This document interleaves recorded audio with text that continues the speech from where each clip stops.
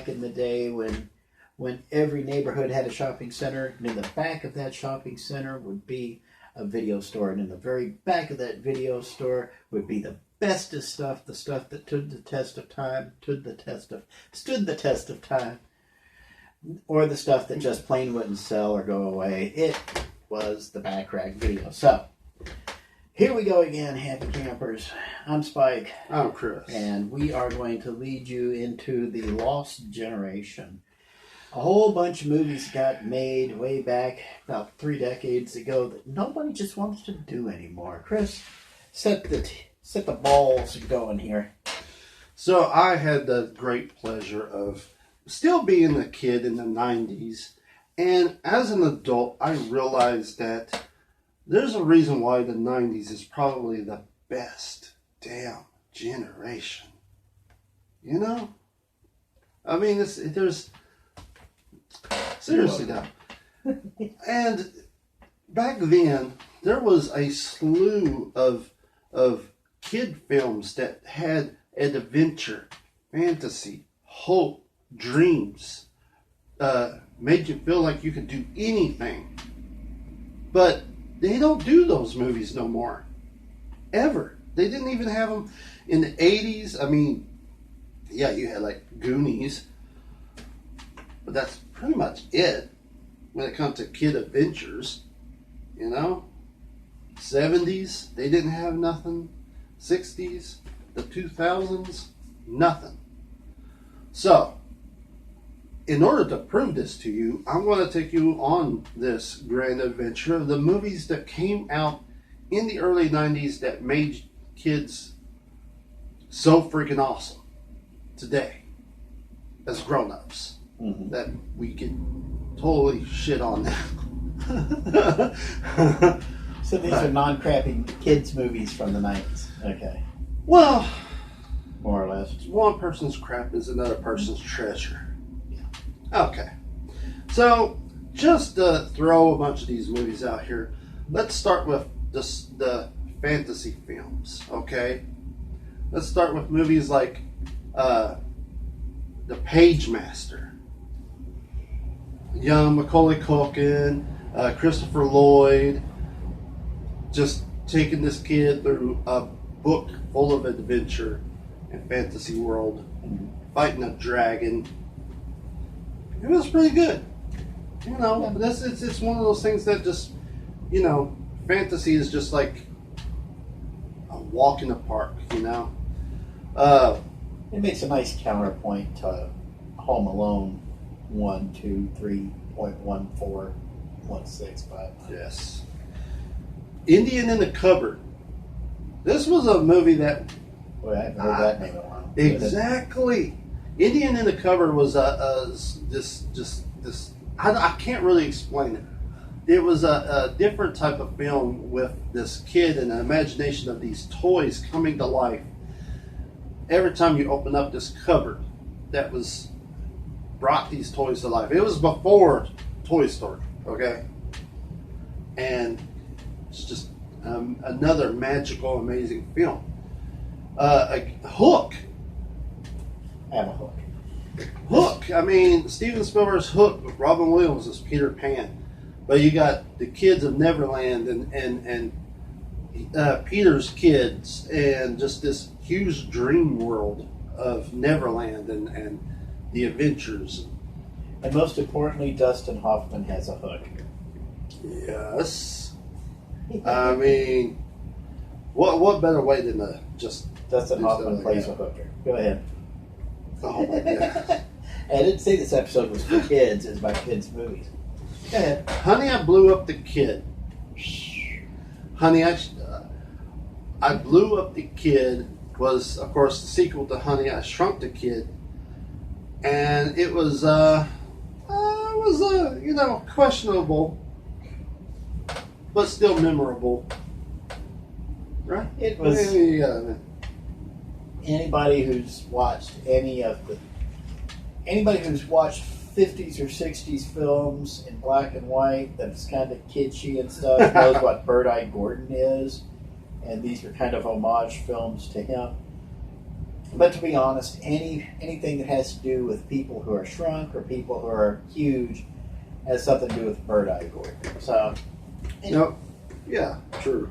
Honey, I Shrunk the Kids wasn't that bad. Honey, I Blew Up the Kid was just, well, if you like the first one, you like the second. That's true. Now, what about just movies where kids are just being kids, okay? Let's talk about movies like, for instance, Richie Rich. Based off of a great comic. Another Macaulay Culkin movie. Another Macaulay Culkin movie, but he was the main kid in the early 90s. Let's just face it. Yeah, After Home Alone, true. he was in a bunch of movies. Good Son, Even with Dad, you know. He was in a bunch.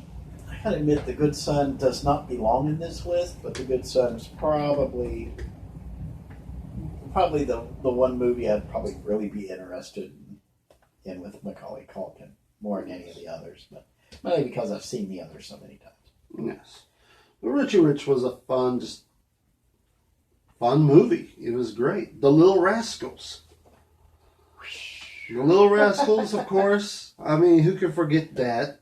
I have to wonder if The Little Rascals would have ever been made if it wasn't for Eddie Murphy. The 90s version, because when Eddie Murphy was playing Buckwheat back in the 80s, it brought all of that back on Saturday Night Live. It brought all of that back. You forgot all about that. Oh, my goodness. Yeah. And who in the world played Alfalfa? I can't remember her name. Oh, well. One of these days it'll come to me. So anyway. But yeah, I remember the Little Rascals coming out. This is great stuff. Mm. Three Ninjas. Oh, do you remember Three Ninjas? If you haven't, you got to check that one out. There was like, how many movies were there?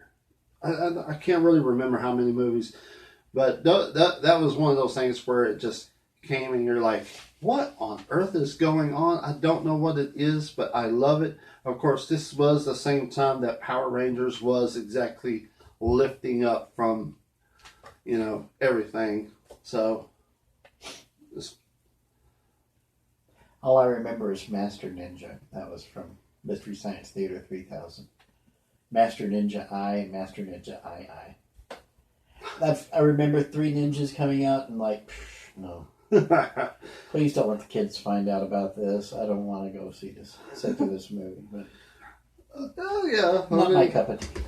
Angels in the Outfield, which was for some reason, Major League Baseball just has this thing for coming up with. It's not like Major League Baseball is subsidizing any of these films, but Angels in the Outfield was essentially.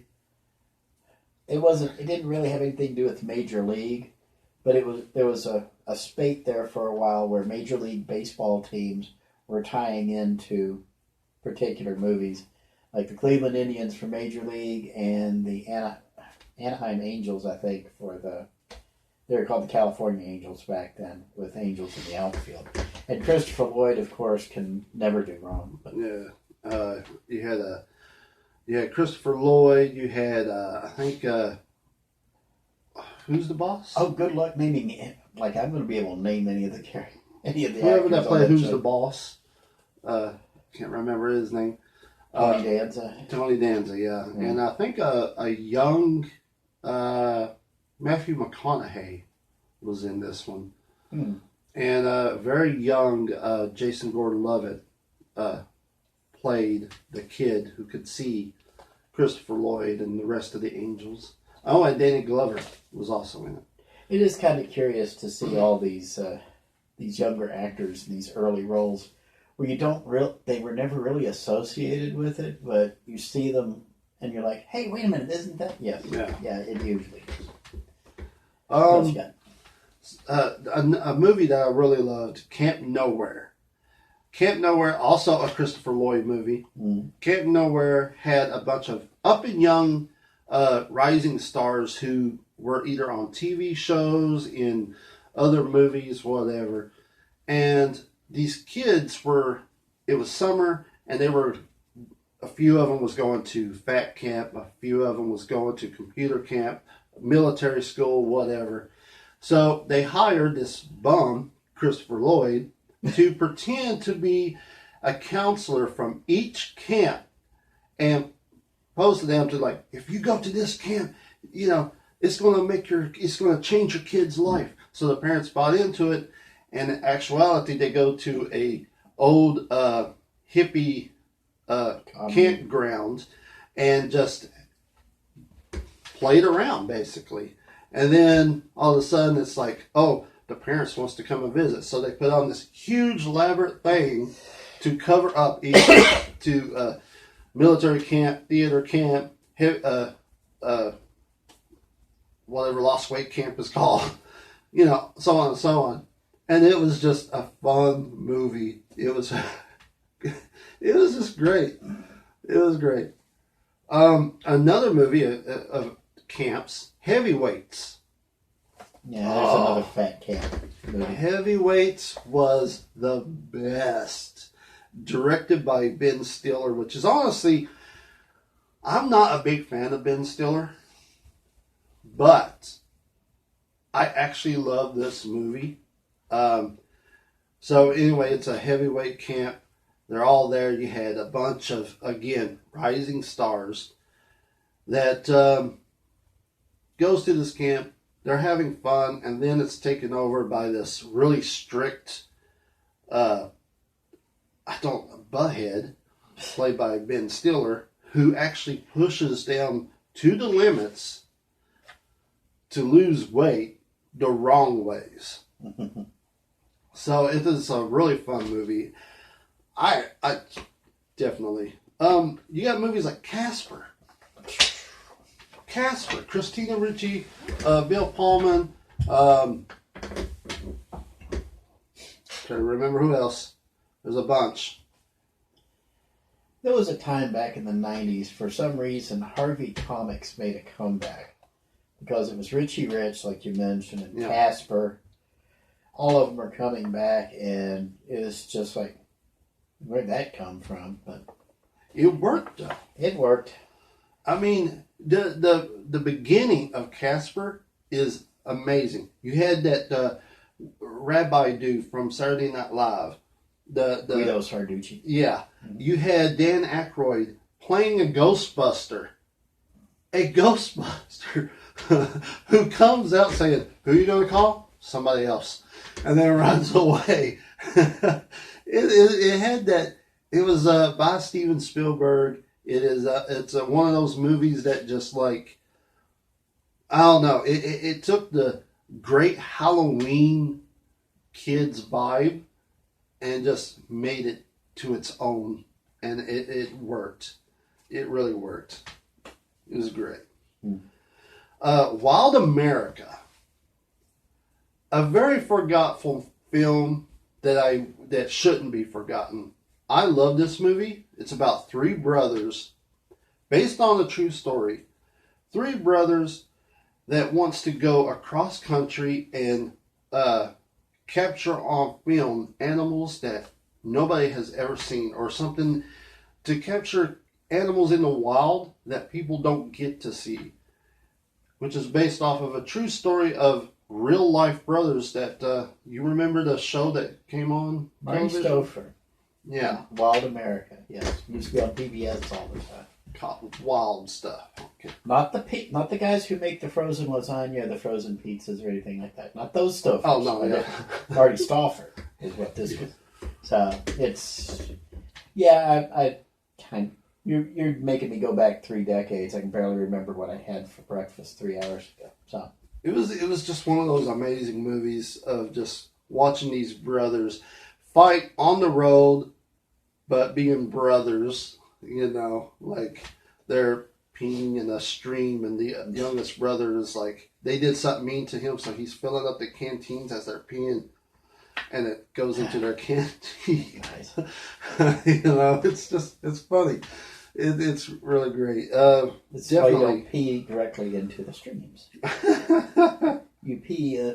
No, seriously, if you're out in nature and you need to pee, you go off the trail a little bit, and then find a little clump of dirt or something, pee on that, so that way it'll filter through down into the water table and help purify it a bit. Please don't pee in the street. Go ahead. Born to be Wild, another great movie of a street kid who's kind of just he's a juvenile delinquent, and he's made to work in his mother's. His mother helps out with like animal shelter thing, and inside that animal shelter is a gorilla that she's trying to teach to do sign language. So he's made to clean out her cage, the gorilla's cage, and then end up bonding with the gorilla. And is like, the gorilla has been painting this big mural on the wall of like the jungle or Amazon, whatever. Mm-hmm. And apparently they lose funding and they're going to get rid of the gorilla. So the kid breaks the gorilla out, goes across country when the whole, police force is trying to look for them. And he's trying to find a place to set the gorilla free. And it's just a wild adventure from there. It's a good movie. If you have not seen that movie, up there with movies like The Amazing Panda Adventure. Same thing, but with a panda in China. I mean, there was a great Free Willy, which was an excellent movie at its time. Then they made too many, and you're like, I give up on this whale. Just sorry, just saying, this. How many times he had to say this darn whale? Seriously. But Free Willy was a good one. It's just a whale that's helpless, you know that. And a killer soundtrack from Michael Jackson. So, and then if that's with not just adventure and fantasy, what about uplifting sports films? Oh my goodness. The outrageous sports films that came out in the early 90s for kids was just blown out of proportion, but in the goodest way ever. Okay? Of course, we're going to start with the greatest, The Sandlot. Yeah. Sandlot, probably one of the best baseball movies, coming of age films ever made. It had Dennis Leary in it, and that's all I cared about, and that's all I needed. James Earl Jones was a nice little whip topping on the top of that one, but yeah, The Sandlot, not The Sandlot 2. Stay away from that one. But the original Sandlot, as usual. Yeah, that was. You're killing me, Smalls.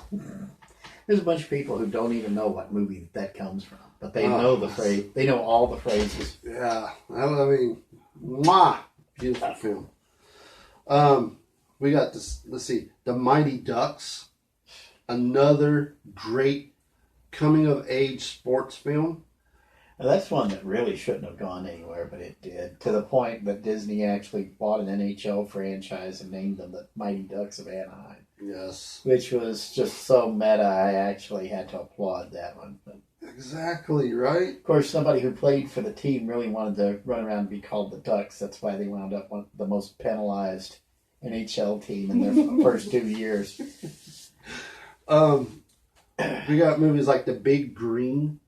I don't know if you remember that one, but that was like a bunch of kids that decide, hey, we were bored, so they like cut down this field and make a soccer team, which ended up becoming a huge sport in this small town. And I don't remember The Big Green, but I remember Little Giants. That was the next movie I was going to mention. I had a feeling that one was coming. Little Giants. Listen, Little Giants is a masterpiece that should be talked about a whole lot more. Okay? You had Rick Moranis, you had Ed O'Neill, and they're two brothers that in the small town, Ed O'Neill's the oldest brother, so he gets more of the attention and the popularity to... No. The more popularity to... he owns... a car dealership, I believe, and he's the coach of the town's football team. And then you have the little brother, Rick Moranis, that is always in his brother's shadow. And he's also a single father to a tomboy and she is like, she lives in a small town, so she's pretty bored as well. And you have this team that rejects a bunch of misfit kids, and they don't know what to do, and they're upset because they really want to play football, even though they really are horrible at football. So they talked Rick Moranis into coaching them, and then word got around town, and then this big, gigantic game, brother against brother, starts to form, and it is a masterpiece of a movie. Mm. But totally forgotten, which sucks. Which is weird because it was an NFL license. It was based on the New York Giants football team. Yes. So, but to just like sum it up on like the movies that came out in the 90s, okay? All the big films, all the, you know, the ones that definitely needed to be. We had movies like, and these are not just like regular films, but like, you know, animated and stuff like that. But like Rockadoodle, Miracle on 34th Street, the Flintstones. It says here The Lion King came out in 94. I don't remember it coming out in 94. I thought it was like 96 or 97. No, it was 94. Oh. It came out on video around 96, 97. That was when you got it on video cassette. And you're all excited about it. I remember that. This isn't necessarily a kid's film, but The Musketeers, The Three Musketeers. Compared to most of the modern direct, it was pretty. It was okay for kids. Yeah. Andre. You had Stuart Little, Loch Ness, North, Rent a Kid, Flipper, 101 Dalmatians, Oof. It Takes Two, Dr. Dolittle, Alaska, Inspector Gadget, Madeline, Georgia the Jungle, Space Jam, Fluke, Mouse Hunt, Addams Family, Jumanji, Star Kid, A Goofy Movie. See, now, the Addams Family came out, and that was after about 30 years of inactivity. Nobody had done anything with the Addams Family since the original TV series, which, of course, was based on a 1930s comic strip that Charles Addams used to do. But it was, that was what resurrected the Addams Family into being relevant in pop culture again. Yeah. And it's just been rambling on ever since. So You have Dunstan Checks In, The Borrowers, Jungle to Jungle, Rookie of the Year, Sidekicks, Problem Child, Kindergarten Cop, My Favorite Martian. Kindergarten Cop was the one that Arnold Schwarzenegger did after T2, Terminator 2, Yeah. just because he could. Which was hilarious in its own way. But Blank Check, The Mask, Dennis the Menace, do not let your kids see The Mask. You know? Harriet the Spy, Small Soldiers. Oh, wow, I haven't seen that one in a while. Tom and Huck, I forgot all about that one. The Santa Claus. Wow, The Santa Claus came out in 94? Yes. Wow. We really don't remember all this stuff, do you? There's a lot of franchises running around today that were reinvigorated in the 90s because in the 90s is when they took a bunch of dead, old intellectual properties and kind of freshened them up for re-release. Some of them took off, like the Addams Family. Some of them didn't, kind of like the Flintstones. But it was, for some reason, they started resurrecting all these 60s, 50s, and 60s properties. Yeah, we had like... And some like Richie Rich and Casper actually dated back to the 40s. So. We got My Girl, Toy Story, Mrs. Doubtfire. Which is another thing that I understand. Out of all of the 90s movies Chris has mentioned, he just now gets to Toy Story. Well... And which, again, incidentally, is one of the very few Disney films he's mentioned here. Even though they absolutely rocked the entire decade. But those are the ones you know. Yeah, So, exactly. And these are the ones that I'm Beauty trying and the to mention. Beast, like Beauty and the Beauty and the Beast, Radio Flyer, and of course Home Alone, Good Burger, like I said, like these are movies that if you have not watched these, you should. But this was a generation where family and kid films gave a meaning to something. Hopes, dreams, fantasy world, imagination, magic.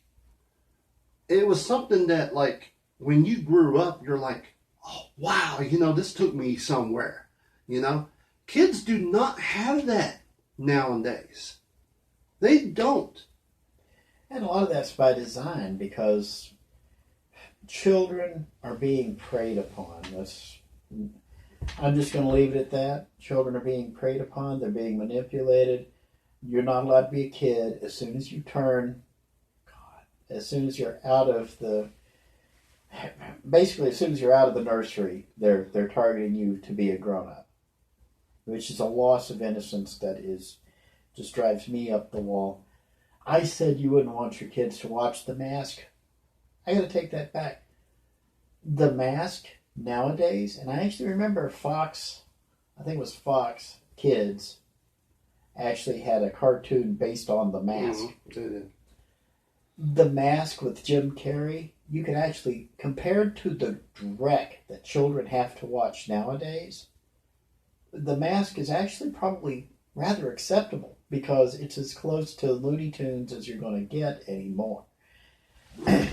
And it's certainly not the modern Looney Tunes cartoons are going to do anything for you. So. Exactly. That's why I call it the lost generation, is because it is a generation that actually did something to make it seem like it was going to be all right. If that makes sense. Yeah. So that's your final word on the lost generation of the 90s. Yeah, like I'm glad I was there. And I just say, if you want to feel that, go and watch some of these movies. You will see that it's like, it is okay to like get your hands dirty, get dirt underneath your fingernails, know what it's like to, the lights, the street lights are on, we should get home for dinner, like that type of feel, because that was the era of just, hey, let's have fun. The last of the free-range children came in the 90s. So, well, now that we've finished geezing there, let's go ahead and wrap this. A big long laundry list of kid-friendly movies from the 90s. So go ahead and take Chris up on it. Let us know what you think. And as always, we don't normally do this, but if you like the show, please like the show. Give us subscribe to the show. Comment down below, share it on social media if you like. Let people know we're here. It's not something we normally do. It's because, honestly, we're not worried about monetization. But yeah, just so you know, it's all free. Yeah, this is the free stuff. And you get what you pay for. And that's the most important thing. So next time... Next time I'm of two minds, because this was actually supposed to be my turn on the stick, but that's all right. Sorry. Coming up in future episodes on my half, because we do take turns whenever who's what. We're going to do episodes on The Princess Bride. We're going to do episodes on Person of Interest. And I'm going to talk about the best 80s show that nobody can see anymore, Moonlighting. So, y'all stay tuned for future episodes of Back Rack Video. Moonlighting, by the way, I don't know why I'm going to talk about it, because you're not going to be able to find it anywhere. But we'll see what happens. Until next time, I'm Chris. That was Chris. I'm Spike. Don't blame me. We'll see you next time. Blame him. We'll see you next time in the Back Racks. Take care, y'all. And remember, be kind. Rewind. See ya.